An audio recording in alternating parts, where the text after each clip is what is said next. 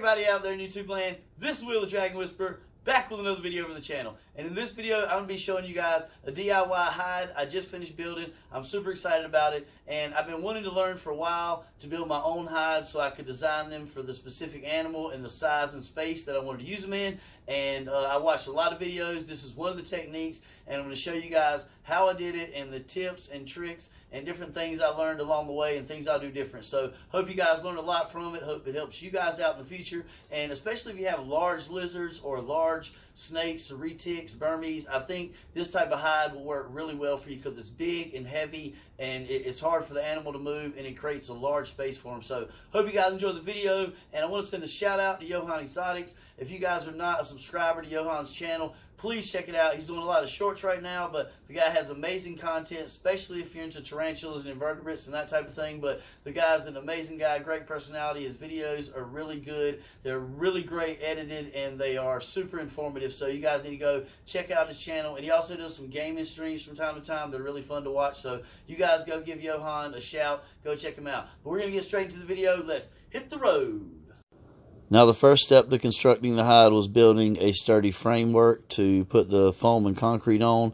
So I had some scrap PVC that I thoroughly cleaned with chlorhexidine, and then I framed out into a 18-inch long by 12-inch wide box that was approximately 6 inches high, and I used decking screws that are guaranteed not to rust, and I have this nice little 90-degree clamp that helps facilitate putting the corners together. At this point, I covered the structure with foam, but I definitely encourage wearing gloves because this stuff is sticky and awful if you touch it with your bare hands. And I used a cheap brand, and I encourage using a more expensive brand that will expand more. One thing that helped out a lot during this process was putting down 2 layers of plastic. So once I finished the foam, I could lift up the hide, remove the plastic with the excess foam, and then I could clean off the edges around the bottom to prep it for the application of the concrete on a new fresh piece of plastic. Now, there are many different types of concrete or exterior applications you could use, but I chose this fast-setting concrete from Quikrete. This concrete typically sets up in about 20 minutes, and I wanted something that got firm kind of quick so I could see how that worked as far as shaping and molding it as it dried, and this product worked out really well. I recommend mixing it in very small batches so that it remains workable and you don't have too much to deal with at one time and it doesn't get too hard on you. And I also recommend using gloves to keep your hands nice and clean during the process. After applying a good layer of the concrete to the surface of the hide, I began working on the sides. I laid the hide on the back and began shaping the front opening, and I left the foam dripping down in spots to create a more realistic look, and I was able to tamp my fingers down pretty quickly, kind of vibrating the surface of the concrete, and it would make the moisture rise to the surface and allow me to easily spread and form the new concrete and blend it into the existing concrete to make everything look nice and uniform. Now, at this point, I had to start working on the sides of the hide, so I propped it up to give me a more flat, less vertical surface, and the fast-setting concrete really helped because I was able to allow one side to cure out enough so that I could place it on that side to work on the other side. I continued to work my way around the hide, making sure the concrete covered all the foam so none of it was exposed so the monitor could get to it, and working my way around, continuing blending and making sure everything looked uniform. Now, here's the hide after all the concrete work was finished. And as you can see, I allowed the shape of the foam where it drooped and blobbed in some spots to contour the shape of the concrete. I wanted the hide to have a more of an abstract shape and not look so uniform and look like a real rock structure. And I think the overall blending of the concrete and the shaping came out really well. I'm going to paint the outside of the structure now, but I did leave the back completely smooth and PVC so that I could place it against the wall of the enclosure if I chose to. And here is the finished product, the piece de resistance. I was a little disappointed that I forgot to get green paint. I watch a lot of Serpa designs, and one thing he does is sponge green paint in some areas, and it really looks like algae or lichen growth and really adds to the realism, and I'm planning to do that in the future. But I used some grays and some whites and browns and pewters, and I tried my best to kind of make it look like a piece of real rock. I think it came out okay, not as good as I hoped, but I'm happy with it. Alright, you guys, I've just opened up the tank. I'm going to take Jax out and put him in for a little soak. He's going through a pretty bad shed right now. And every Savannah monitor I've ever seen usually has some scarring on its back or somewhere because they have issues shedding. A lot of people don't give them near enough humidity that they need. If you watch the Dave Kaufman video, these guys spend their life in the savannas of Africa, but they typically live in areas where a few inches down into the substrate, into the soil, is very moist and humid, and that's where they spend a lot of their time in those burrows in the heat of the day. So they typically in captivity don't get near enough moisture and humidity. Come on, Bubby. Looks like he doesn't want to come see Daddy today. He just woke up. I'm going to go ahead and get him out of here. We're going to put him in the soak.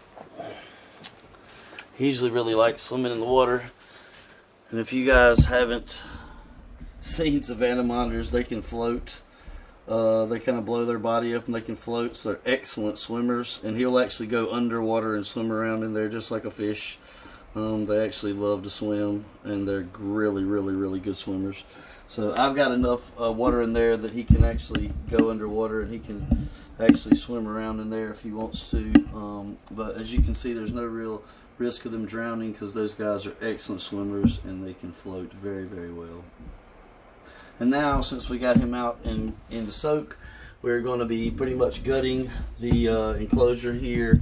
For the most part, I just redid all the substrate and added a lot of organic soil to it and got it a lot deeper in there for him. But we're going to be removing all of this and placing his new hide in there and then setting everything back up and then seeing how Jax likes his new hide. And we're also going to work on cleaning that poop.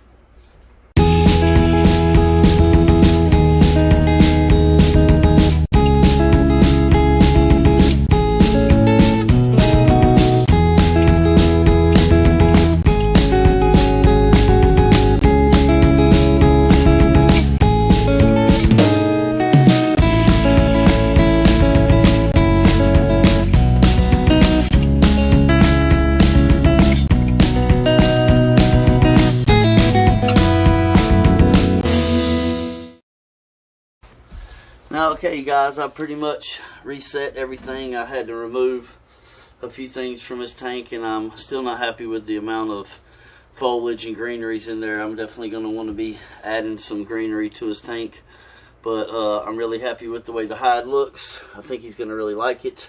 It's really solid and sturdy. It's going to give him a nice basking area and a really nice big area for him to hide in. I'm going to get some greenery in here, like I said, to decorate it a little more, and but I think Jax is really going to like it. We're going to get him out of the tub here and put him in there and see what he thinks of his new spot.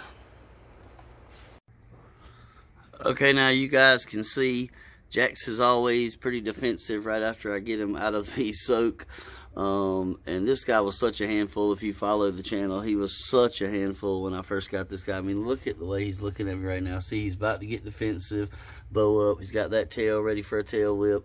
Hey, hey, hey, hey, boy, this Daddy. Hey, it's okay. Hey, see that tail whip? Y'all see that tail whip? He's pissed right now, but I don't let him get away. But hey, no, no. No, no, no, no, no, no, no. Hey, it's Daddy. It's Daddy. So I'm putting my hand in his face, letting him know I'm not afraid of him. I'm not food.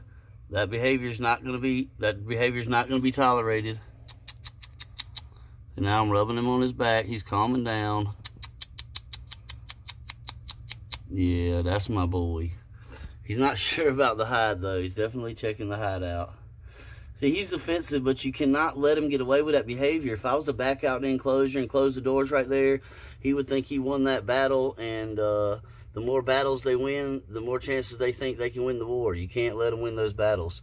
When he starts acting like that, he knows I'm not going to leave, and that's why we've gotten where we are right now, and I can pick him up and handle him and don't worry about him biting me because he knows that that behavior doesn't get him anywhere with me, and hopefully eventually he'll learn that behavior doesn't get him anywhere with anybody. But he's definitely checking out his new cave. This is what I wanted to see. Checking out his new basking spot. Really does look like a big, nice rock for him to lay down on there.